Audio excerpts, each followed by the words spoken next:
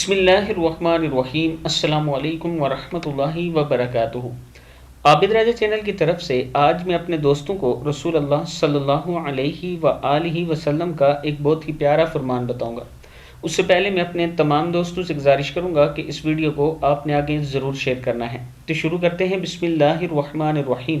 غربت کا علاج۔ رسول اللہ صلی اللہ علیہ وآلہ وسلم نے فرمایا، اللہ تعالیٰ فرماتا ہے، ابن آدم تو میری عبادت کے لیے فارغ ہو جا، میں تیرا سینہ استغنا اور بے نیازی سے بھر دوں گا اور تیری محتاجی دور کر دوں گا، اور اگر تو نے ایسا نہ کیا تو میں تیرا دل مشغولیت سے بھر دوں گا اور تیری محتاجی دور نہیں کروں گا۔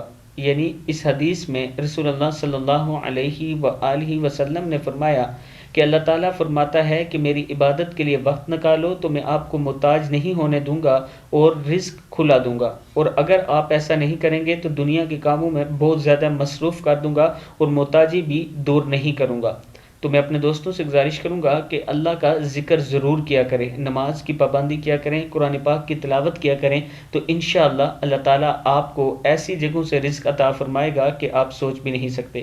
اس ویڈیو کو آپ دوستوں نے آگے ضرور شیئر کرنا ہے۔